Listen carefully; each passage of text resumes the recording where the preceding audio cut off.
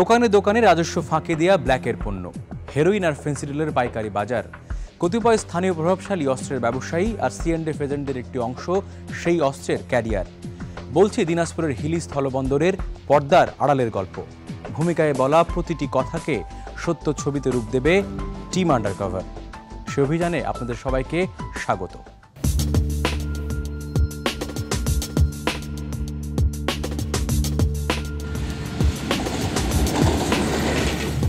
কাঁটাতারের কাব্য শিরোনামের অনুসন্ধানী অভিযানের অভিযাত্রী হবার আগে খালি চোখে অথবা পর্যটকের ঢঙে হিলি স্থলবন্দর ঘুরে দেখুন।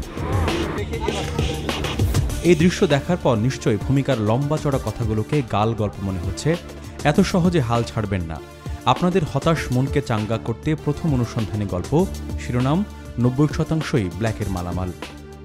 প্রাথমিক তথ্য ইঙ্গিত দিচ্ছে হিলি স্থলবন্দর এলাকার প্রায় ২০০ দোকানের ৯০% পণ্যই ব্ল্যাক অর্থাৎ চোরা কারবারির মালামাল। প্রাথমিক তথ্যকে অনুসন্ধানের মাধ্যমিক স্তরে পৌঁছাতে নোমান নামের একটি ডিপার্টমেন্টাল স্টোরে ছদ্মবেশী টিম আন্ডারকভার। টুকটাক কেনাকাটার অভিনয় আর তার মুখ দিয়ে সেই কথাটি বের করার চেষ্টা, মালগুলো আসলে কিভাবে আসে। এটা ব্ল্যাকেটটা নিলে ব্ল্যাকেটটার কোয়ালিটি দামও বেশি। আপনার দোকানে সব ব্ল্যাক বেশি, ব্ল্যাক 90% ব্ল্যাক। একটি দোকান তো আর ২০০ দোকানের প্রতিনিধিত্ব করে না, তাই আরও কয়েকটি দোকানে অনুসন্ধানী ক্যামেরা তাক করা। ঘটনা ও দৃশ্যপট একই, কিন্তু দোকানদার ভিন্ন। এখানেও সব ব্ল্যাকের পণ্য। অবিশ্বাসীরা দোকানের জবানিতেই শুনুন সত্যটি। এখানে তাহলে ইম্পোর্ট কোনো কিছু নাই? না না, সবই যে কিসের ব্ল্যাকের। আপনি কি নিজে নিয়ে আসেন? এরকম ভাই আমাদের ছেলেপেলে আছে তো, ওইবার মজা ফোন দিয়ে বলে দিই, আমাদের ছেলেপেলে তারা টোকা নিয়ে আসে। বোনাস হিসেবে জানা গেল এই পণ্যগুলো কিভাবে দোকান পর্যন্ত এসে পৌঁছায়। ১০০ টাকা মাল নিয়ে আসলে ২০ টাকা কমিশন দিতে হয়। ১০০ রুপি নাকি ১০০ টাকা? ১০০ টাকা বাংলা টাকা। আগে দিতাম 5%, কারণ বর্ডারের পরিস্থিতি খারাপ তো, এখন বেশি দিতে। হ্যাঁ। শুধু যে নিত্যদিনের ব্যবহারের পণ্যই ব্ল্যাক করা হয় তা নয়, হিলি সীমান্ত দিয়ে ভারত থেকে শুল্ক ফাঁকি দেয়া ঔষধও ঢুকছে রোজ। এবার তার একটি উদাহরণ। এই যে কাগজ হাতে লোকটিকে দাঁড়িয়ে দেখছেন, তিনি ওষুধের ক্রেতা। তার অবস্থান হিলি চেকপোস্টের সামনে। তার দেওয়া প্রেসক্রিপশন নিয়ে সীমান্ত পার হয়ে ভারতে ঢুকেছে ওষুধ পারাপারের দালাল। না, আমরা ওষুধ নেই। ইন্ডিয়া থেকে ওষুধ আনতেছেন? ইন্ডিয়াতে ওষুধ মানে কি, এরা যারা ইন্ডিয়াতে ট্রিটমেন্ট করে ওদেরকে তো ইন্ডিয়ান ওষুধ, ডাক্তার তো প্রেসক্রাইব করে ইন্ডিয়ান ওষুধ। হ্যাঁ, এই ওষুধগুলোর একটা কোর্স দেওয়া হবে ৩ মাস। এটা ওই ওখান থেকে তখন কিনে খাইতে হবে। লোক আছে, দালাল আছে, ওদেরকে দিলে আরও। আপনি যে ইন্ডিয়া থেকে ওষুধ আনতেছেন সেটা সিস্টেম কিভাবে করছেন? এটার সিস্টেম লোক আছে ওই পাশে, লোক আছে আমাদের, লোক আছে ওই পাশে। ফোন দিলে পরে ওরা আসবে। ওই যে লোক আসলো, ওই যে বিএসএফের কাছে লোক আসলো, প্রেসক্রিপশন দিবে, টাকা দিবে। বিএসএফ সরাসরি দেখেন গেঞ্জি করে আছে, হ্যাঁ হ্যাঁ হ্যাঁ, টি শার্ট করে আছে। ওই যে প্রেসক্রিপশন দিলে ওই দিয়ে চলে আসবে। এখন ওই যখন ওষুধ নিয়ে আসবে ফোন দিলে পরে আমাদের এসে নিয়ে যাবে। সেখান থেকে এই ওষুধ আনা হবে। কিছুক্ষণের মধ্যেই কথোপকথনের বিষয়গুলো চোখের সামনে ঘটতে শুরু করলো। চেকপোস্টের সামনে সীমানা ডিঙিয়ে ভারতীয় সেই ওষুধের দালালের হাতে বুঝিয়ে দেওয়া হলো টাকা আর প্রেসক্রিপশন। আশা করি দর্শক এবং যথাযথ কর্তৃপক্ষ যারা টিম আন্ডারকভার দেখছেন তারা নিশ্চয়ই বুঝেছেন কি পরিমাণ রাজস্ব হারাচ্ছে বন্দর কর্তৃপক্ষ, আর চোরা কারবারিদের আঙুল কিভাবে ফুলে কলা গাছ হচ্ছে। প্রবাদে আছে, তুমি চলো ডালে ডালে, আমি চলি পাতায় পাতায়। সেই প্রবাদের বাস্তব উদাহরণ হিলি স্থলবন্দর। কর্তৃপক্ষ যখন ফেন্সিডিল চোরাচালানে অনেক কড়াকড়ি আরোপ করেছে, ঠিক তখন সেই সমস্ত মাদকের পাইকারি কারবারিরা নতুন ব্র্যান্ডের প্রচলন করেছে। কি সে ব্র্যান্ড জানতে চান? চলুন জানি এবং জানাই। Hili railway station. বছর ৩ আগে এই স্টেশনের অবস্থা ছিল ঠিক এই রকম, কিন্তু ৩ বছর পর খালি চোখে উল্টো চিত্র। চোরা কারবারের লেশ মাত্র নেই। তাহলে কি এখানে চোরা কারবারিরা সব পেশা বদলে সাধু সন্ন্যাসী হয়ে গেছে? মাথার মধ্যে এই ধরনের প্রশ্ন নিয়ে পায়চারি। এরই মধ্যে এক মহিলার সন্দেহজনক গতিবিধি অনুসন্ধানী এন্টেনায় ধরা পড়ে। টিম আন্ডারকভারের মনে হচ্ছিল এই মহিলার মধ্যে রহস্য আছে, তাই তার পিছু নেয়া। তখন বিকেল সন্ধ্যার সাজে সাজছে। হঠাৎ দৃশ্যপটে এক যুবকের আগমন। তিনি রীতিমতো তেড়ে আসলেন।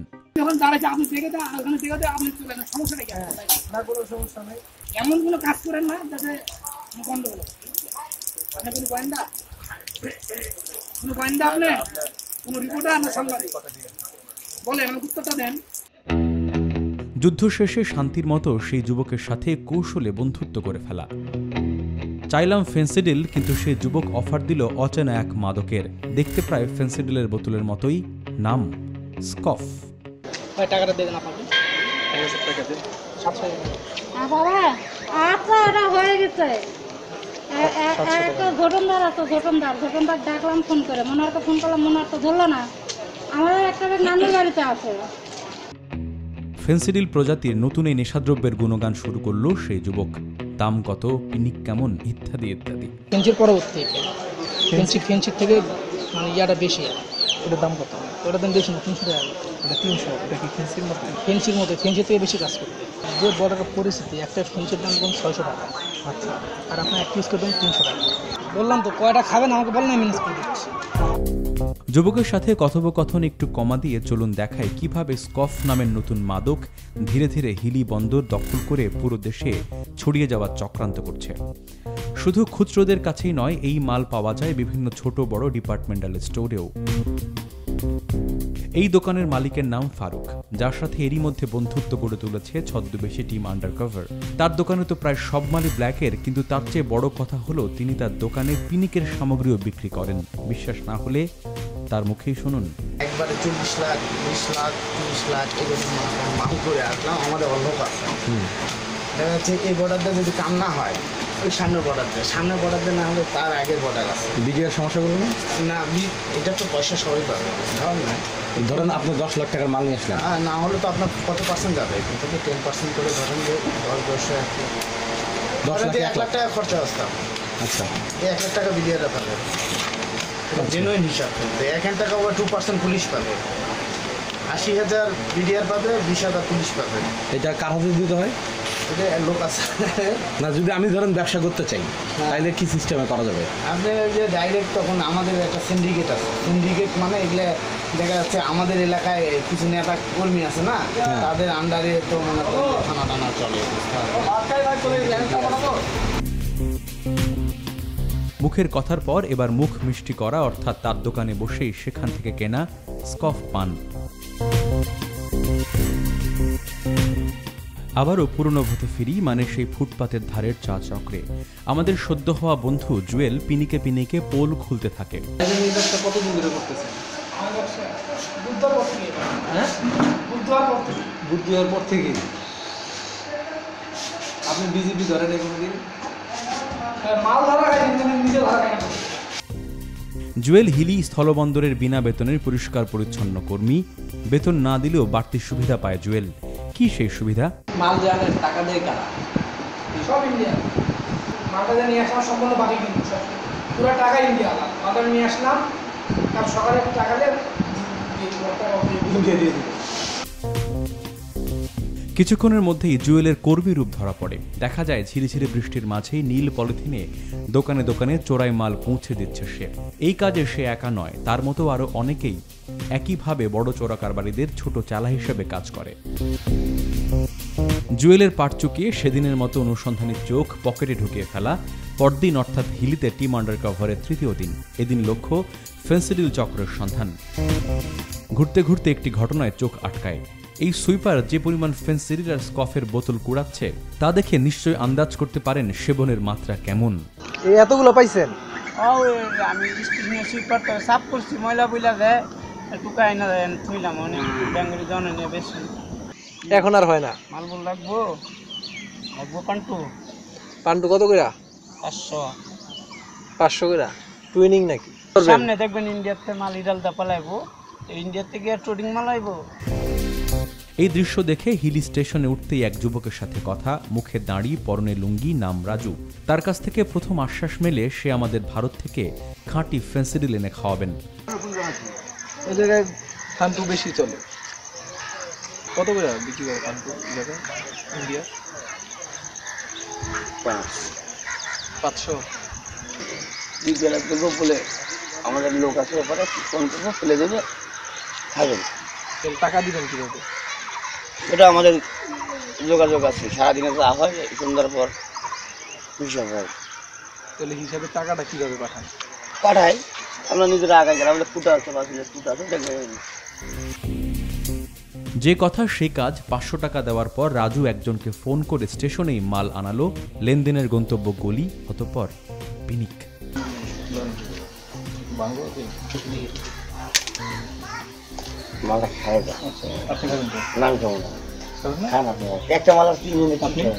খান অল্প কিছু।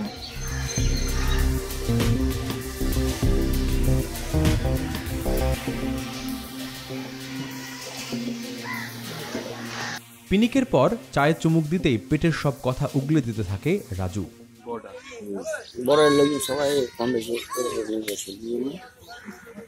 পুলিশ আছে, বিজিবি আছে, ঝামেলা করে না?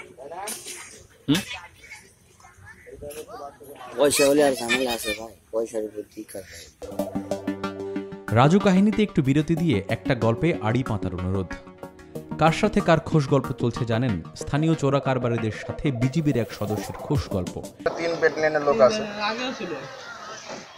তারপরও এর আগেও আমরা দেখছি, কতটা বুঝতে পারলেন। কিন্তু আপনাদের মধ্যে 1500 টাকা করে বলে ডিউটি দেয়, 1500 টাকা ডিউটি দিলে মারলে 300 পিস, তাহলে পার পিসে পড়লো 5 টাকা।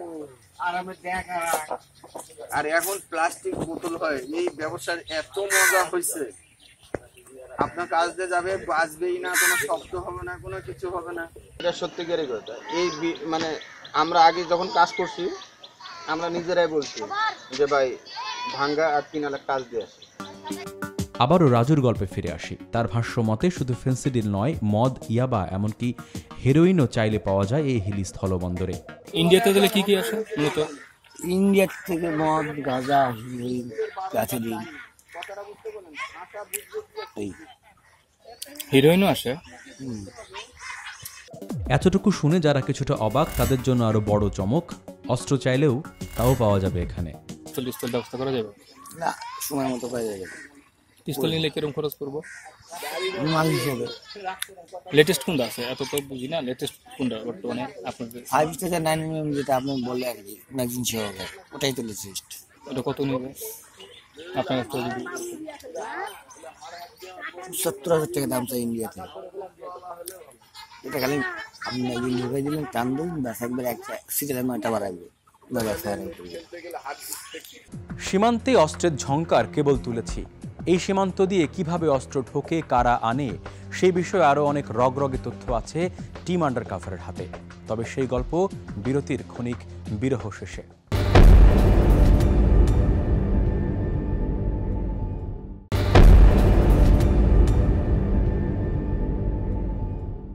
সীমান্তে অস্ত্র ব্যবসার বাকি গল্প বলার আগে আপনাদেরকে জানাবো উপজেলা চেয়ারম্যানের ছেলের মাদক সাম্রাজ্যের আদ্যপ্রান্ত। অনুসন্ধানী তথ্য বলছে প্রায় 1 ডজন প্রভাবশালী মিলে নিয়ন্ত্রণ করছে হিলির অপরাধ জগৎ। হিলি স্থলবন্দরের সেই ফারুক জেনারেল স্টোর, যেখানে অন্যান্য পণ্যের সাথে নেশাদ্রব্য বিক্রি হয়, সেখানেই সাক্ষী নামের এক যুবকের সাথে দেখা হয়। প্রথমে তার পুরো পরিচয় মেলে না। টাকা বিনিময়ে সাক্ষী সেই দোকানেই ভারতীয় মদ পানের ব্যবস্থা করে দেয়। আচ্ছা 1500 কিন্তু দেবো। কথা কম বলো, আগে নিয়ে আসেন দোকানে তো জানা। একটু পরে দোকানদার ফারুকের কাছ থেকে জানা যায় সাক্ষীর পরিচয়। নাম কি? সাক্ষী চৌধুরী।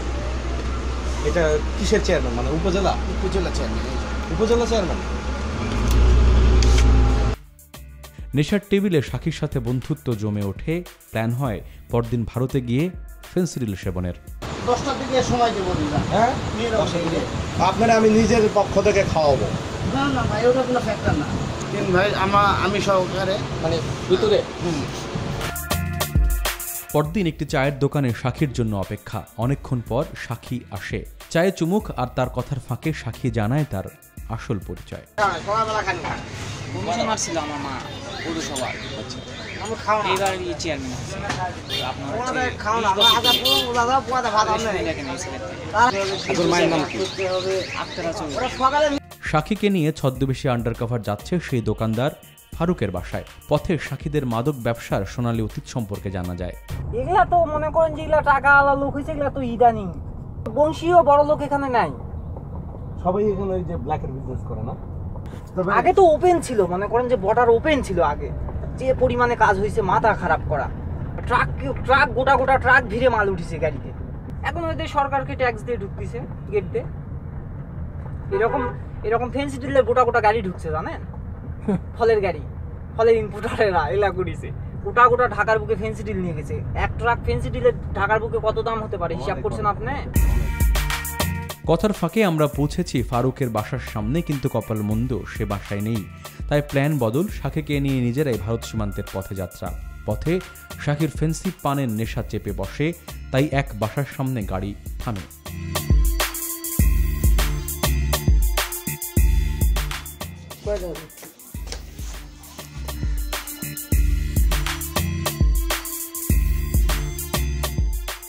সেবনের ফাঁকে জানিয়ে রাখি, হিলি সীমান্ত এলাকায় এইরকম শত শত ঘর আছে যেখানে অনায়াসেই মেলে নিষিদ্ধ সব মাদক, যার খবর নিশ্চয়ই প্রশাসনের কাছে আছে। তবুও ব্যবসা চলছে ঘোড়ার মতো টকবগিয়ে। সাক্ষী আর টিম আন্ডারকভারের রিলেশন এখন দুধে আলতা টাইপ। তাই সীমান্ত পথে ভ্যান গাড়িতে চলতে চলতে উপজেলা চেয়ারম্যানের ছেলে আমাদের ব্যবসা করার প্রস্তাব দেয়। কাজ এখানকার যত কাজ আমরা আপনার ওখানে পার্টির দায়িত্ব, আপনার আমাদের কাজ এখানে মাল আমাদের দেওয়ার দায়িত্ব। মাল খরচ হলে সব চলে যায়। না এখন তো ধরেন রমজানের পরে ঈদ, একটা টান যাবে। আবার জিগায় টান মানে কি? আবার জিগায় যেতে পারলে কেনার 500-1000 নিয়ে যেতে পারলে কেনার, এটা কারেন্ট টাকা হয়ে যাবে আরামসে। ভ্যান গাড়িটিকে সীমানা এলাকার কাছে আসতেই সাক্ষী নেমে যায় তার পরিচিত বিজিবি সদস্যের কাছে।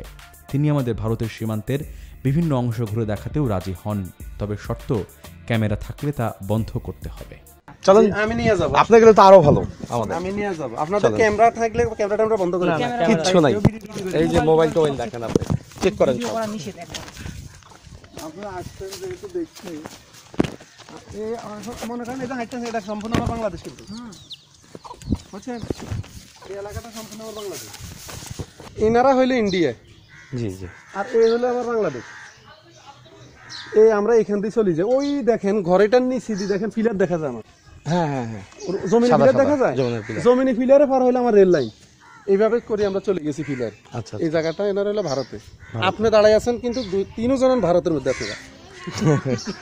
এই আপনারা ইন্ডিয়া দাঁড়ায় আছেন, বুঝছেন? জি জি। এই সীমান্তের লোক এইভাবে হইলো। যখন আমরা নিয়ম কানুন দাঁড় করাবো, আর লড়ার ক্ষমতা নেই। এবার আসি অস্ত্রের অসমাপ্ত গল্পে। সাক্ষী যে স্থানীয় চেয়ারম্যানের ছেলে, এই অস্ত্র কারবারিতেও তার মুন্সিয়ানা আছে। কথায় কথায় তার কাছ থেকে অস্ত্র কেনার প্রস্তাব দেওয়া হয়। প্রস্তাবে রাজি হয়ে সাক্ষী জানালো বাকিটুকু। কত করে দাম এগুলি? যেটা পাইছিল ওগুলা সব 25-26 হাজার টাকা। কোনটা? সহ পাইছে? গুলি সহ পাইছে? গুলি দিয়ে দেয়? বাকিটা তারপর পরে কিনতে হয়। বিজেপি জানে না যে এগুলি পার হয়? লাইন দিন, পয়সা দিয়ে তো পারবে না। জানে শুনেও কাজ করবে, সাক্ষীর কথা মতো অস্ত্র এখানে হাত বাড়ালেই পাওয়া যায়। অস্ত্র অ্যাভেলেবেল।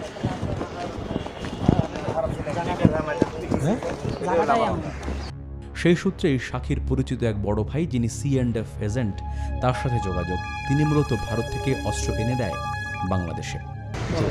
আমি তোর সাথে ইফতারের পরে আমি একবার তোকে ফোন দিব। হ্যাঁ, তারপরে তুই আমার সঙ্গে একবার দেখা কর। আচ্ছা হ্যাঁ, আচ্ছা, ইফতারের পরে আমি ফোন দিব। আচ্ছা আচ্ছা ভাই, জি। কিন্তু ইফতারি পর্যন্ত তো থাকবো না।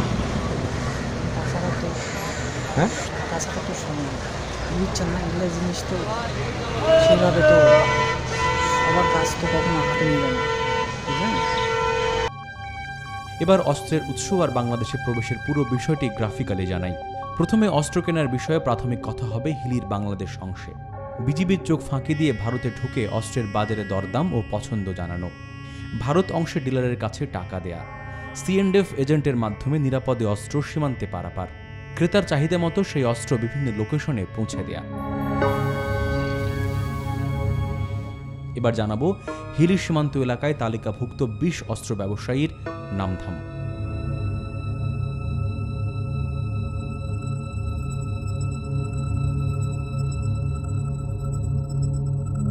এবার টিম আন্ডারকভার হিলির অস্ত্র ব্যবসা, ব্যবসায়ী ও আইনি পদক্ষেপ বিষয়ে একটি অনুসন্ধানী তথ্য উপস্থাপন করবে।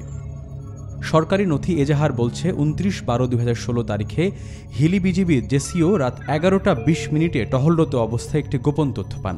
তারই সূত্র ধরে 50 মিনিট পর অর্থাৎ 30/12/2016 তারিখ রাত 12:10 এলাকার গণ্যমান্য ব্যক্তিদের উপস্থিতিতে হিলির ধরন্দা এলাকার ফকিরপাড়া থেকে গোলাপ নামের এক ব্যক্তির বাসায় তল্লাশি অভিযান পরিচালনা করেন। অভিযানের 10 মিনিটের মাথায় আসামি অর্থাৎ গোলাপকে ধরে ফেলেন তারা। ওই সময় স্থানীয় ওয়ার্ড কাউন্সিলর মোহাম্মদ আবু বকর সিদ্দিক ও মোহাম্মদ মধুর সামনে গোলাপের শোবার ঘরের খাটের তোষকের নিচ থেকে একটি 9mm পিস্তল, 2টি ম্যাগাজিন ও 7 রাউন্ড গুলি উদ্ধার করে বিজিবি। অস্ত্র উদ্ধারের পর আসামিকে জেরাও করে হিলি বিজিবি। তখন ঘরের ভিতরে আর কে ছিল? আপনার ছেলে মেয়ে? ছেলে মেয়ে সব বাইরে ছিল। আপনার ছেলে মেয়ে বাচ্চা কাচ্চা তারা কোথায় ছিল? সব তো বাসাতেই। বাসায় ঘরের ভিতরে ছিল না বাইরে ছিল? বড় ছেলেটা আমার ভিতরে ছিল। এই যে আপনি অস্ত্র ব্যবসা করেন না, এই অস্ত্রটা কোথা থেকে আসতে পারে? আপনার কি মতামত? কি আপনি ব্যবসা করেন পোল্ট্রি ব্যবসা, অস্ত্রটা কে রাখতে পারে আপনার ঘরে? কে কার কাছে আমি শত্রু হলাম? একটা মানুষ তো সবার কাছে ভালো হতে পারে না। তাই তো পরে অস্ত্রটা কোন জায়গা থেকে পাইলো? কখন আপনাকে বললো?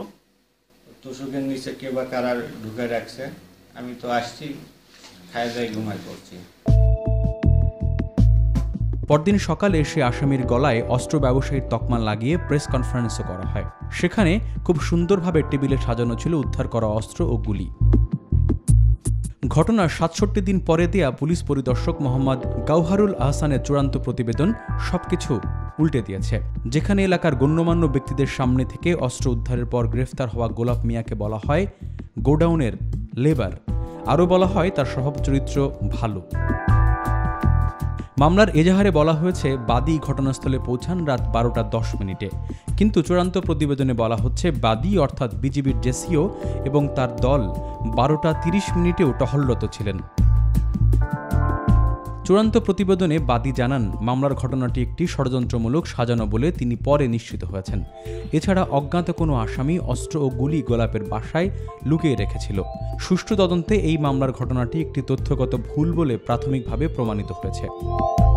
বিচারের ভার গণমাধ্যমের নয়, মহামান্য আদালতের। তাই টিম আন্ডারকভার দর্শকদের মনোযোগ সহকারে অস্ত্র ব্যবসায়ীর পরিচয়ে আটক, পরবর্তীকালে গোডাউন লেবার গোলাপের কথাগুলো শোনার অনুরোধ করছে।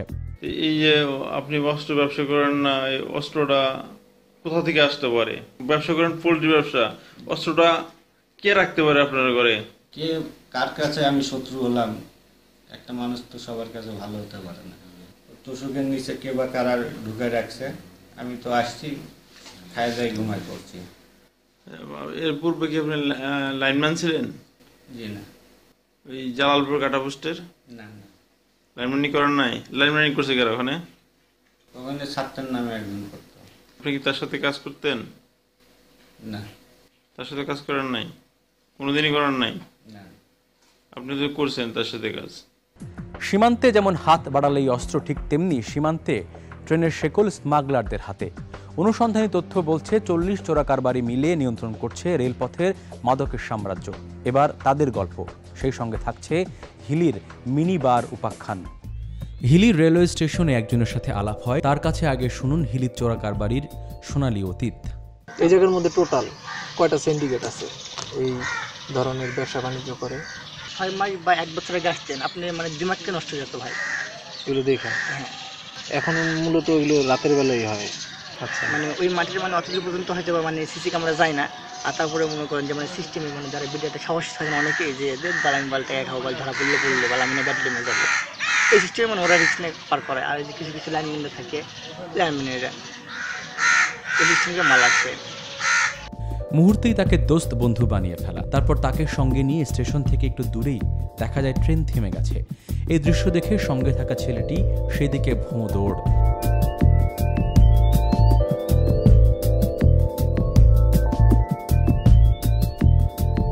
কাছে গিয়ে দেখা গেল ওই ট্রেন থেকে মানুষ নামছে। অনুসন্ধানী তথ্য বলছে তারা যাত্রী নয়, চোরা কারবারি। স্টেশনে চেকিং বেশি, তাই নেমে পড়েছে স্টেশনের আগেই শেকল টেনে। রেলগাড়ি যেখানে থেমেছিল তার ঠিক পাশে দাঁড়িয়ে আছে টগরের 2 ছেলে। টগর জানালার পাশে বসে আছে। ওরা হচ্ছে মহাজন না, ওই যে পিচ্ছি আছে না, এই গেম জ্বালারি পিচ্ছি, এই 2 ভাই কিন্তু যে বাপ হচ্ছে জালার দিকে আমার দিকে দেখতেছে, শিয়ানা কিন্তু দেখতেছে মনে করে লিখতে নাকি। আচ্ছা, বিশাল শিয়ানা কিন্তু মনে করে। কে এই টগর জানতে চাওয়া স্থানীয় যুবকটির কাছে। টগর হচ্ছে ভারতীয় একজন ফেন্সিডিল ব্যবসায়ী। এই যে ওটা হচ্ছে ভোলার বাড়ি, এই যে এটা ভোলার বাড়ি। কোনটা ভোলার বাড়ি? এই যে কুকুর দিয়ে দেখবো, ওই যে সামনে দিয়ে যাওয়া যাবে। ওই যে হচ্ছে টগরের বাড়ি, যে গ্যাপটা মাঝখানকার যে গ্যাপটা। সীমানার এতটা কাছে থেকে তিনি বাংলাদেশে ফেন্সিডিলের ব্যবসা করে। এই সূত্রে একটি পরিসংখ্যান দেই। চোরা কারবারিরা ট্রেন ইজারা নেয় অথবা যারা ইজারাদার তারা চোরা কারবারিদের সাথে যুক্ত। কিভাবে? ট্রেনের বর্তমান ইজারাদার সুজাত আলী, তার সহযোগী শামীম আলীও খতিবর। আগে ইজারাদার ছিলেন আব্দুল মান্নান, তার সহযোগী ছিলেন মোশাররফ ও পিচ্চি কামাল। ট্রেনের চোরাই পণ্য থেকে তাদের সহযোগী চাঁদা তোলে, যার নাম নিসার আলী। তার মানে হলো কখনো বৈধ পথে অবৈধ পণ্য, আবার কখনো অবৈধ পথে অবৈধ পণ্য আনা হচ্ছে হিলি সীমান্ত দিয়ে। অস্ত্র আর মাদকের রগরগে গল্পের ফাঁকে হিলি স্থলবন্দর চেকপোস্টের অনিয়ম আড়াল হয়ে গেছে। এই যে ট্রাকগুলো দেখছেন, এগুলোতে এভাবেই লম্বা স্টিলের পাইপ দিয়ে তল্লাশি চালানো হচ্ছে। এটা অনিয়ম নয়, কিন্তু স্টিলের পুরো পাইপটি ফাঁপা, আর এই ফাঁকা পাইপ দিয়ে চাল, ভুট্টা, চিনি ও খৈল সহ বিভিন্ন দ্রব্য ড্রামে এসে জমা হয়। জমা করা ভালো যদি সেগুলো সরকারি খাতে যায় তবে, কিন্তু সেগুলো যাচ্ছে চেকিং কর্তাদের পকেটে।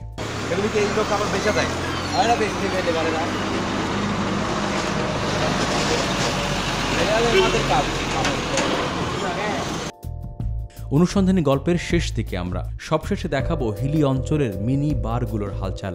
ভারত বাংলাদেশ সীমান্ত, দূরে দেখা বাড়িগুলো ভারতের ফেন্সিডিল ব্যবসায়ীদের। দূরে দেখা বাড়িগুলোকে একটু কাছ থেকে দেখা, তার সাথে ফেন্সিডিল বারগুলোতে যাওয়ার পালা এবার। উত্তম, ওই হচ্ছে ওই সাইডের সাইড, ওই সাইডে হচ্ছে উত্তমের বাসা, ওই সাইড কাটটা গ্যাপ দিয়ে ওটা হচ্ছে টগরের বাসা। আচ্ছা, এই যেটা হচ্ছে ভোলার বাড়ি। আচ্ছা, উত্তম, টগর আর হচ্ছে ভোলা। হ্যাঁ হ্যাঁ, ওরাই মূলত ওই ফেন্সি ওদের বাসায় আছে। দেখুন, হিলির এসব মুদি দোকানেও মাদক মেলে। 500 অন্ধকারে দাঁড়া, অন্ধকারে বড়ি কত বলছেন? 100 বড়ি বাবা বাবা, আরে অন্ধকারে দাঁড়ানো পুলিশের ভাষা দিনের কথা কি? এই দিক দাঁড়াও, পাগলা না কি সেন দাঁড়া, অন্ধকারে দাঁড়া। কি করবেন? ওই হচ্ছে ভাইকে ডাক দিবেন। একটু সামনে এগিয়ে একটি ঘরে ঢুকে আমরা, মিনি বারের একটি, যেখানে তাস খেলা চলছে, সেই সাথে আছে মাদক বেচার ব্যবস্থা, আর খাবার জন্য আছে আলাদা ব্যবস্থা। সেগুলোকে স্থানীয় ভাষায় বলা হয় খানাঘর। ঠিক এই রকম। বাবা লিলে বসা যাবে না, নিয়ে চলে যেতে হবে। কি হবে? তাহলে তো হবে না, রাস্তা হবে। কয় যাবে?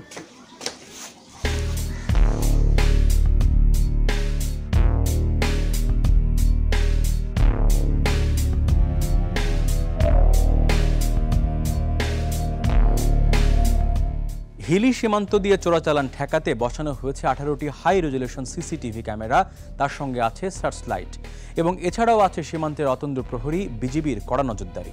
তারপরেও কেন হিলি সীমান্ত দিয়ে মাদক আর অস্ত্র ঢুকছে? কাদের গাফলতি? কেন এখনো সক্রিয় সেই অস্ত্র ব্যবসায়ীরা? উত্তর খুঁজব টিম আন্ডারকভার লাইভে।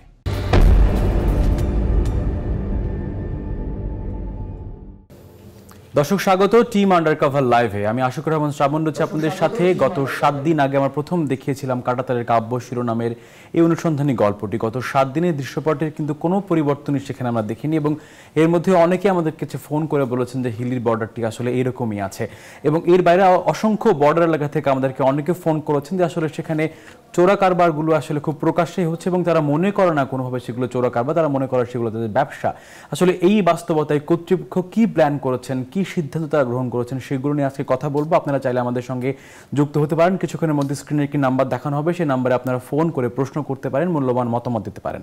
আমাদের সঙ্গে আছেন মাদকদ্রব্য নিয়ন্ত্রণ অধিদপ্তরের মহাপরিচালক, আপনাকে স্বাগত জানাচ্ছি, এবং তিনি তার নামটি আপনারা কিছুক্ষণের মধ্যে স্ক্রিনে দেখতে পাবেন। আপনাকে স্যার আবারও স্বাগত জানাচ্ছি। এবং আমাদের সঙ্গে আরও আছেন আমাদের অন্য স্টুডিওতে আমাদের একজন অনুসন্ধানকারী, যিনি আসলে হিলি বর্ডারে আমাদের সঙ্গে থেকে এবং অনুসন্ধান করে অনেক তথ্যপত্র সংগ্রহ করেছেন। যে ছবিগুলো দেখলেন তার ছবিগুলোর অনেকই তার নিজের হাতে তোলে, এবং সেই অনুষ্ঠানগুলো নিজের যেটা করেছেন। স্যার আমরা একটু অনুসন্ধানী গল্প বলেছি এবং গল্পগুলো স্যার গল্প নয়, একদম বাস্তব ঘটনা। এবং স্যার আপনি নিশ্চয়ই গত 13 দিনের যে অভিজ্ঞতা আপনি অর্জন করেছেন বা তার আগের যখন আপনি এগুলো নিয়ে কাজ করেছেন, নিশ্চয়ই আপনার কাছে এর চেয়ে অনেক ভালো তথ্যপাত্র আছে এবং সেগুলো আপনারা নিশ্চয়ই কাজ শুরু করেছেন। তবে অনেক প্রশ্ন অনেকে করে, সাধারণ প্রশ্ন আসলে, আমরা যখন এত নিয়ন্ত্রণ করছি বর্ডার এলাকায়, তারপরেও সেই টেকনাফ থেকে শুরু করে হিলি একই অবস্থা কেন? আসলে মাদকদ্রব্য নিয়ন্ত্রণ অধিদপ্তরকে দিয়ে যদি মাদক নিয়ন্ত্রণ করতে হয় তাহলে এর সক্ষমতা বাড়াতে হবে।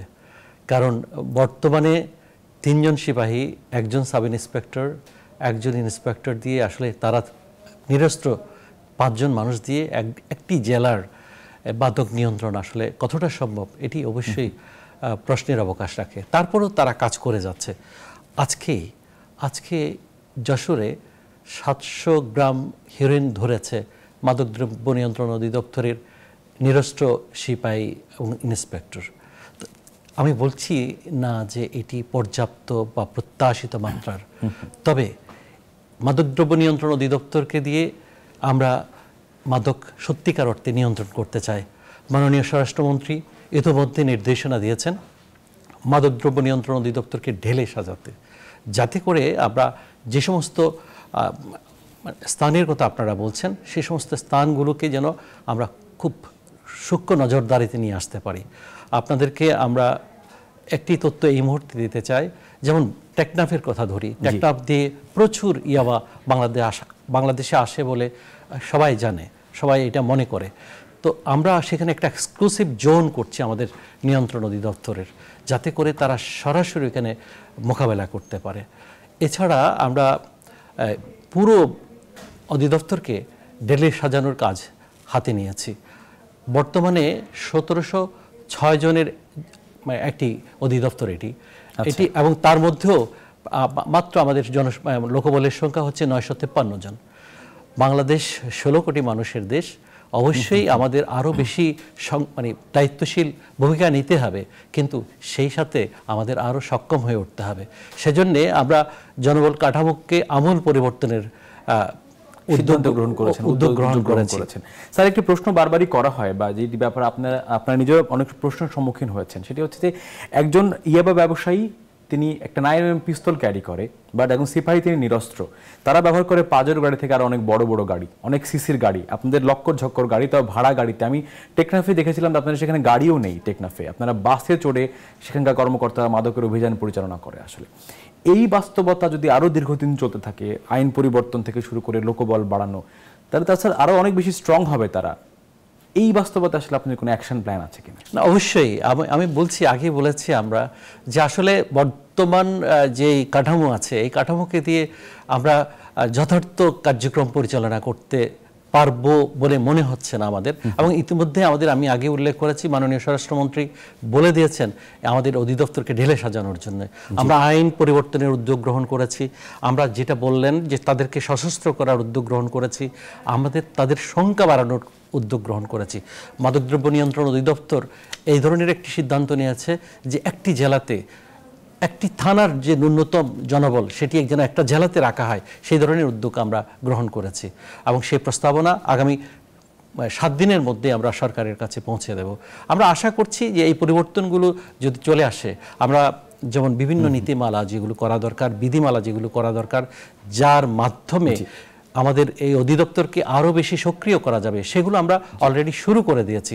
আমি এখানে এই অধিদপ্তরের দর্শক আমাদের সঙ্গে আছেন, তার প্রশ্নটি আমরা নেব। প্রথমে দর্শক আপনার নামটি বলে খুব সংক্ষেপে আপনার প্রশ্নটি করবেন, টেলিভিশনের ভলিউমটি অবশ্যই কমিয়ে দিয়ে। জি, আমার নাম আমিনুল। জি, আমি স্যারের কাছে শুধু একটা প্রশ্ন করতে চাই যে আমাদের যে জনগণের যে প্রত্যাশা যে আমরা বাংলাদেশে ডিজিটাল বাংলাদেশে পৌঁছে দেবো, কিন্তু এর পরেও যে সব মাদক ব্যবসায়ী আছে তাদের বিষয়ে সরকারের কাছে একটাই আবেদন যে এটা যেন অতি তাড়াতাড়ি মনে করেন নিধনের একটা ব্যবস্থা। জি, আপনাকে ধন্যবাদ। তারা কিন্তু প্রত্যেকে একই কথা বলছেন, তারা এত আইন বোঝেন না, এত সক্ষমতা অক্ষমতার ব্যাপারটি তারা বোঝেন না। তারা বোঝেন যে মাদক থাকবে না বা নিয়ন্ত্রিত অবস্থায় থাকবে। আসলে আপনার কাছে এই বিষয়ে আরও অনেক প্রশ্ন করবো, তবে অনুসন্ধানকারী আমাদের সঙ্গে আছেন অন্য স্টুডিওতে, তার কাছ থেকে জানবো প্রথমেতে আসলে আমরা যখন অনুসন্ধান করতে গিয়েছিলাম আমরা আসলে সেখানে কি অবস্থা দেখেছি। যেখানে সিসি ক্যামেরা লাগানো হচ্ছে হিলি বন্দরে বা হিলি রেল স্টেশনে, এবং সেই সিসি ক্যামেরার বাইরে গিয়ে মাদক ব্যবসায়ীরা বসে মাদকের করছে, এবং এখানে কিন্তু আগেও ঠিক ওপেন অবস্থায় সেখানে ডিলিংসগুলো হতো না। মানে সেখানে কি আমরা বলবো যে বজ্র আটুনি ফসকা গেরো, ব্যাপারটি কিরকম হয়েছে সেখানে?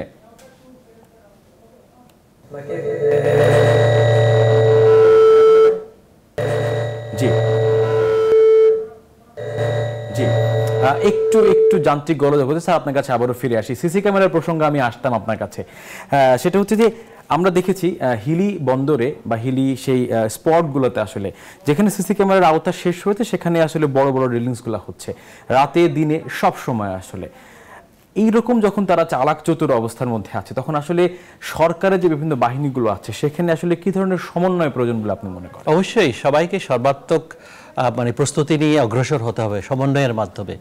আমি ইতিমধ্যে আমাদের অন্যান্য দপ্তরের যারা প্রধান তাদের সাথে যোগাযোগ শুরু করেছি। আমাদের মধ্যে একটা সুষ্ঠু সমন্বয় গড়ে উঠুক, এটা আমরা প্রত্যাশা করি। এবং আপনি দেখবেন যে প্রতিনিয়ত বিভিন্ন বাহিনী কিন্তু কাজ করে যাচ্ছে। পুলিশ বাহিনীরও অনেক অর্জন আছে, আমাদের বিজিবিরও অনেক অর্জন আছে, আমাদের অনেক সীমাবদ্ধতাও আছে, অনেক কথাবার্তাও থাকতে পারে, সেটা ভিন্ন জিনিস। কিন্তু আশার দিক এটি, যেমন আমার যে দর্শক যিনি বলেছেন তার ওই বক্তব্যটাকে ধারণ করতে চাই যে আমরা বাংলাদেশে মাদক বন্ধ করতে চাই, এবং এইটি যদি আমরা সবাই গ্রহণ করি, যে সবাই যদি সিদ্ধান্ত গ্রহণ করি যে মাদককে আমরা প্রশ্রয় দেব না, আমরা অনেক ব্যাপারে সমঝোতা করতে পারি, কম্প্রোমাইজ করতে পারি, কিন্তু আমরা আমাদের যুব সমাজকে, আমাদের দেশকে ধ্বংসের দিকে নিয়ে যেতে দিতে পারি না। এবং বিশেষ করে যিনি আজকে হয়তো মাদককে প্রশ্রয় দিচ্ছেন, আগামীকাল তার সন্তান, তার কোনো নিকটাত্মীয় এই মানে আগ্রাসনের মধ্যে পড়বে না, এটি নিশ্চয়তা আমার মনে হয় তিনিও দিতে পারবেন না। অতএব নিজের স্বার্থে, দেশের স্বার্থে, দেশের মানুষের স্বার্থে আমাদেরকে এক হয়ে কাজ করতে হবে। আমরা আবারও যাব আমাদের অনুসন্ধানকারীর কাছে, যিনি আমাদের সঙ্গে যুক্ত হওয়ার চেষ্টা করছিলেন। যে আমি প্রশ্ন করেছিলাম যে আসলে সেখানে বজ্র আটুনি ফসকা গেরো কিনা। আসলে কর্তৃপক্ষ খুব শক্ত অবস্থান নিয়েছে তারা বলছেন, কিন্তু মাদক ব্যবসা কিন্তু আগের মতোই শক্তপোক্ত আছে। তাহলে একই সঙ্গে দুটি বিষয় কি একসঙ্গে শক্ত থাকতে পারে কিনা, কোথায় আপনি ফাঁক ফোকর দেখেছেন? ধন্যবাদ শ্রাবণ ভাই আপনাকে এত সুন্দর একটি প্রশ্ন করার জন্য। এখানে প্রশাসন থেকে যে এরকম ব্যবস্থা নিয়েছে, তারা 18টা সিসি ক্যামেরা হিলি স্থলবন্দরে ওখানে ঠিক করেছে, এবং কোনো প্রকার মাদক যেন ভারত থেকে না আসতে পারে বাংলাদেশে, এই বিষয়টিতে তারা এই সিসি ক্যামেরা বসিয়েছেন। তো আমরা ওখানে গিয়ে দেখলাম যে মাদক ওখানে একটা রমরমা ব্যবসা। কারণ হচ্ছে যে একজন সুইপার এক বস্তার মতো ফেন্সিডিলের খালি বোতল সে কুড়িয়ে পেয়েছে, তাহলে এই ফেন্সিডিলের খালি খোসাগুলো কিভাবে আসলো? এক। আর দুই হচ্ছে যে ওইখানে টগর, উত্তম এবং গৌতমদের মতো যারা ভারতে এই ফেন্সিডিলের ব্যবসা করছে, তারা ঠিক হিলি যে রেল স্টেশনটা ঠিক তার পাশেই তাদের বাসা, এবং সেখানেই তারা এই মাদক ব্যবসা করছে। এবং এত সুন্দরভাবে তারা এই লোকেশনটাকে নিয়েছে যে বাংলাদেশ থেকে যেন, ভারত থেকে যেন খুব সহজেই তারা বাংলাদেশে এই ধরনের মাদকগুলো পাস করতে পারে। এবং ওখানে আরেকটি বিষয় উঠে আসছে যে ওখানে ব্ল্যাকের যেই পণ্যগুলা, সেগুলো একদম রমরমা ব্যবসা ওখানে চলছে, এবং ইলি স্থলবন্দরের ঠিক পাশেই প্রায় শতাধিক দোকান ওখানে গড়ে উঠেছে, যেগুলো হচ্ছে যে ভারত থেকে আসা পণ্য, এবং সেগুলো সবই হচ্ছে চোরাই পথে আনা। তাহলে বিজিবি এবং বাংলাদেশের যে সমস্ত আইন শৃঙ্খলা রক্ষাকারী বাহিনী রয়েছে, তাদের এত তৎপরতা থাকার পরেও কিভাবে এগুলো বাংলাদেশে আসছে এবং তাদের চোখের সামনে এগুলো কিভাবে তারা বিক্রি করছে, এইখানে এটা খুবই স্পষ্ট। আপনাকে আরেকটা ছোট্ট প্রশ্ন করি, সেটা হচ্ছে আমরা যখন বিভিন্ন দোকানদারদের সাথে কথা বলছিলাম, তারা কিন্তু বলছিলেন যে আসলে এই সমস্ত বিষয়গুলো কর্তৃপক্ষের সাথে বিভিন্নভাবে ম্যানেজ করে তারা কিন্তু করে থাকেন, অর্থাৎ কোনো না কোনোভাবে টাকা লেনদেনের বিষয়টি ঘটে। এইটি যখন আসলে কোনো জায়গায় ঘটে, তখন আসলে সেক্ষেত্রে কতখানি এগুলো নিয়ন্ত্রণ করা সম্ভব বলে আপনার মনে হয়েছে? ধন্যবাদ। আসলে একটা বিষয় হচ্ছে যে অর্থ এরকম একটা বিষয় যেটা হচ্ছে যে নৈতিকতা এবং নৈতিকতার যে বিষয়টা, সেই আইন শৃঙ্খলা রক্ষাকারী বাহিনী হোক বা উনি যে শ্রেণীর কর্মচারী হোক না কেন, এখানে একটা অর্থ জড়িয়ে গেছে।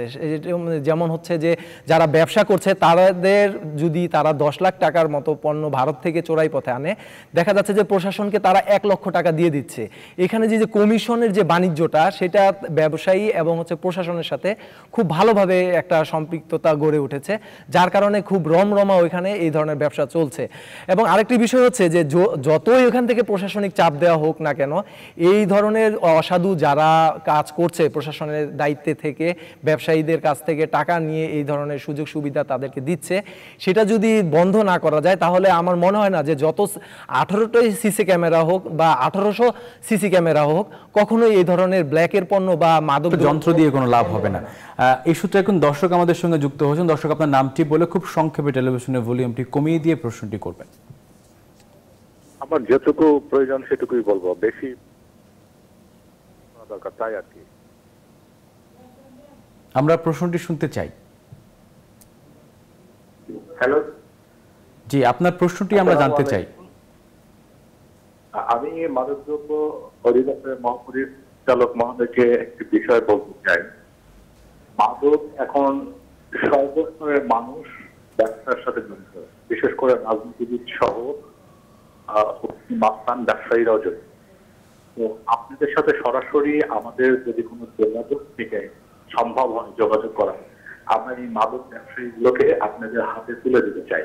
সেক্ষেত্রে আমাদের নিরাপত্তা কতটুকু নিশ্চিত করবেন এবং আপনাদের সাথে কিভাবে আমরা সরাসরি যোগাযোগ করতে পারি।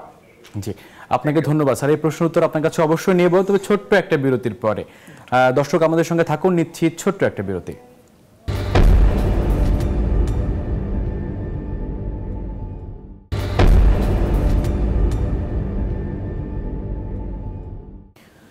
দর্শক, বিরতির পরে আবারও স্বাগত জানাচ্ছি আমাদের টিম আন্ডারকভার লাইভে। আমরা এতক্ষণ কথা বলছিলাম বিরতির আগে যে আসলে মাদক কিভাবে বাংলাদেশে ঢুকছে এবং সেখানকার বাস্তবতা কি। স্যার, আপনার কাছে অনেকগুলো প্রশ্ন জমা হয়েছে, ছোট্ট একটা প্রশ্ন করে উত্তরগুলো আপনার কাছ থেকে একবারে নেব। সেটা হচ্ছে যে আমরা ইয়াবা প্রডিউসও করি না, আমরা ফেন্সিডিলও প্রডিউস করি না, আমরা ব্ল্যাকের শাড়ি ভারত থেকে নিয়ে আসি, মিয়ানমার থেকে নিয়ে আসি ইয়াবা। স্যার, এই যে একটি সীমান্তবর্তী অঞ্চল, দুটি দেশ এবং আমাদের বাংলাদেশের সঙ্গে তারা কানেক্টেড বিভিন্নভাবে আর কি, সীমান্ত অঞ্চল দিয়ে। একজন প্রডিউসড কান্ট্রি যদি আসলে উৎপাদন বন্ধ না করে, বর্ডার টাইট যদি না হয়, মানে সাপ্লাই যদি থাকে, ডিমান্ড তো থাকবেই, এই বাস্তবতা আসলে কতটুকু নিয়ন্ত্রণ করা সম্ভব? আসলে মানে আন্তঃরাষ্ট্রিক যে যোগাযোগের বিষয়টি আছে, যেমন মায়ানমারের সাথে কথায় যদি বলি, আসলে এই দিক ক্ষেত্রে আমরা চেষ্টা করেও খুব বেশি মানে অগ্রসর হতে পেরেছি আমি বলবো না। তবে সম্প্রতি আমি যোগদানের পর আমি আবার যোগাযোগের চেষ্টা শুরু করেছি। ইতিমধ্যে তাদের সাথে আমরা সংযুক্ত হওয়ার মানে সুযোগ গ্রহণ করেছি। আমি আশা করছি যে মায়ানমারের সাথে আমাদের এই ব্যাপারে একটা ডায়লগ হবে।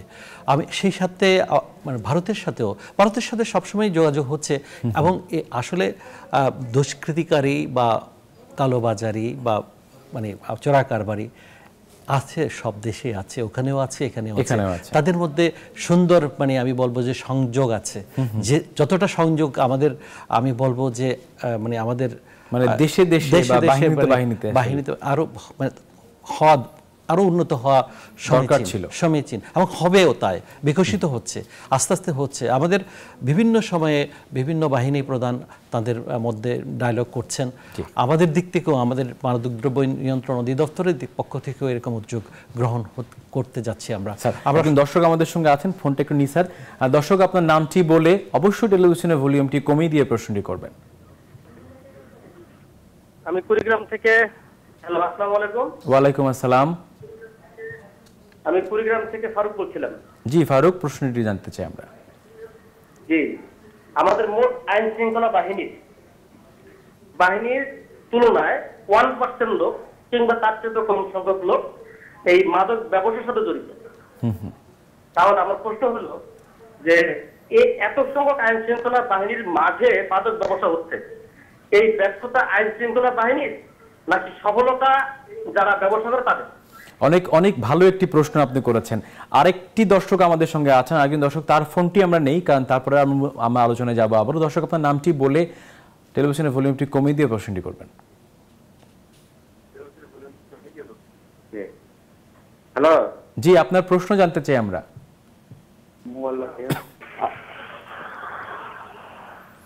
মনে হচ্ছে সংযোগটি বিচ্ছিন্ন হচ্ছে, আমি দুঃখিত স্যার। যে প্রশ্নটি তিনি করেছেন আসলে যে আপনারা বেশি দুর্বল নাকি তারা বেশি সবল? আসলে মানে আমরা নিজেদেরকে দুর্বল ভাববো কেন? অবশ্যই মানে আমি বলি যে যারা দুষ্কৃতিকারী তাদের দুষ্কর্ম কিন্তু মানে সবসময় করে যায়, যত শৃঙ্খলার মধ্যে আমরা রাখি না কেন তার মধ্যে ফাঁক করে তারা তাদের অপকর্মগুলো করে যায় এবং তার প্রতিবেদনও রাষ্ট্র করে থাকে, সরকার করে থাকে। তো আমরা যেই বিষয়টি আপনি এখানে সম্মানিত দর্শক প্রশ্ন করেছেন সেটি হচ্ছে আসলে আমাদের আরও বেশি সক্ষম হয়ে উঠতে হবে। যে এটি যথার্থই বলেছেন যে 1%-এরও কম, উনি বলেছেন 1%-এরও কম আসলে এই সমস্ত কাজের সাথে সম্পৃক্ত আছেন কিনা এটাও একটা প্রশ্ন। তবে আমাদেরকে একটা ঐক্যমত্যে পৌঁছতে হবে। আমি যে পূর্বেই যেটা বলেছি, যিনি বিভিন্ন শৃঙ্খলা বাহিনীতে কাজ করছেন, মাদকদ্রব্য নিয়ন্ত্রণ অধিদপ্তরে কাজ করছেন, কিংবা দেশের সাধারণ মানুষ যিনি ব্যবসা বাণিজ্য করছেন, তাদের মধ্যে যদি এক ধরনের ঐক্যমত্য গড়ে না ওঠে আসলে নিয়ন্ত্রণ করা দুরূহ বা কষ্টকর হয়ে যাবে। আমি যেটি বলবো যে মাদকদ্রব্য নিয়ন্ত্রণ অধিদপ্তর আমরা সাধারণত 3টি বিষয় নিয়ে খুব গুরুত্বের সাথে কাজ করে থাকি। একটি হচ্ছে মাদকের সরবরাহ হ্রাস, আর একটা হচ্ছে আমাদের মানে চাহিদা হ্রাস, মাদক চাহিদা যেন না থাকে, আর যারা ইতিমধ্যে মাদকাসক্ত হয়ে গেছে তাদের ক্ষতিটা যাতে কমিয়ে আনা যায়, ক্ষতি হ্রাস। এই 3টি কাজকে আমরা ফোকাস করে আমাদের কার্যক্রমকে ঢেলে সাজাচ্ছি। আমি আশা করছি যে আমরা যখন আরও বেশি সক্ষম হয়ে উঠবো, আমরা খুব দ্রুততার সাথে যখন এই পরিবর্তনগুলো আনতে পারবো, তাহলে আরও বেশি আমরা এখানে সফলতার মুখ দেখব। একজন দর্শক আমাদের সঙ্গে আছেন স্যার, আপনাকে নিশ্চয়ই একটা প্রশ্ন করবেন। দর্শক, আপনার নামটি বলে খুব সংক্ষেপে আপনার প্রশ্নটি করবেন। আসসালামু আলাইকুম। ওয়ালাইকুম আসসালাম। আসসালামু আলাইকুম। ওয়ালাইকুম আসসালাম। আপনার প্রশ্ন জানতে চাই। ঢাকা থেকে। জি জি। বলতেছিলাম কি আমাদের ঢাকার সিটিতে প্রশাসন যেভাবে দেখতেছে, কিন্তু এগুলা যদি মানে দুর্নীতি বন্ধ করে, প্রশাসন কিন্তু পারে। আপনার কোনো পরামর্শ আছে কি না এই ব্যাপারে, আসলে কিভাবে বন্ধ করা যেতে পারে? কিন্তু পরামর্শ বলতেছে যে আমাদের সম্মানিত মহাপরিচালক বলতেছে যে আমাদের 10 জনের পিছনে 12 জনের পিছনে হয়তো 1 জন পুলিশ, কিন্তু সে যদি নীতিবান কাজ করে কিন্তু আমাদের দেশ থেকে কিন্তু দুর্নীতি মানে বন্ধ করা সম্ভব। ওকে, আপনাকে ধন্যবাদ জানাচ্ছি স্যার। সেটা হচ্ছে আমার একদম শেষ মুহূর্তে আছি, 1 মিনিট সময় আমাদের হাতে আছে স্যার। আসলে ওই দুর্নীতিটাই হচ্ছে মূল ব্যাপার। আসলে মানসিকভাবে যদি কোনো মানুষ দুর্নীতিমুক্ত না হয়, অর্থের কাছে বিক্রি হয়, সেক্ষেত্রে আসলে আইন করে হোক, লোকবল বাড়ি হোক বা সশস্ত্র করে হোক, নিয়ন্ত্রণ করা অনেক ক্ষেত্রে দুরূহ হয়ে যাবে। আপনার শেষ বাক্য জানতে চাই আমরা আপনার কাছ থেকে। আমাদের একটাই আহ্বান, একটাই কথা, যেটি আমাদের একজন দর্শক বলেছেন যে তিনি এই মাদক বিরোধী কাজে অংশগ্রহণ করতে চেয়েছেন। তিনি বলেছেন যে আমরা তথ্য দেব। আমি তার এই আহ্বানকে, এই অনুরোধকে সাধুবাদ জানাই। আমি বলবো যে আমরা সবাই মিলে যদি একসাথে একত্র হয়ে এই মাদকের আগ্রাসন রোধে সক্রিয় হয়ে উঠি, আমি বিশ্বাস করি অপশক্তি যত শক্তিমানেই হোক না কেন তারা খুব বেশি সফলতা মুখ দেখবে না, তারা খুব বেশি অগ্রসর হতে পারবে না। আমাদের একটি শেষ আহ্বান যে আসুন সবাই মিলে এই মাদকের আগ্রাসন থেকে আমাদের যুব সমাজকে, আমাদের দেশকে রক্ষা করি। জি, আপনাকে অনেক ধন্যবাদ স্যার আমাদের সঙ্গে যুক্ত হওয়ার জন্য। আমাদের সঙ্গে যারা ফোন দিয়েছিলেন প্রত্যেককে ধন্যবাদ জানাচ্ছি, এবং অনুসন্ধানকারী যারা আমাদের সাথে কাজ করেন প্রত্যেককে আমরা ধন্যবাদ জানাচ্ছি। আমরা আগামী 7 দিন পরে আবারও ফিরবো অন্য কোনো বিষয় আরও রগরগে এবং তথ্যবহুল অনুসন্ধান নিয়ে। আমাদের সঙ্গে থাকবেন নিউজ 24 এর সঙ্গে, দেখবেন টিম আন্ডারকভার। আপনাকেও ধন্যবাদ, দর্শক মণ্ডলীকেও ধন্যবাদ।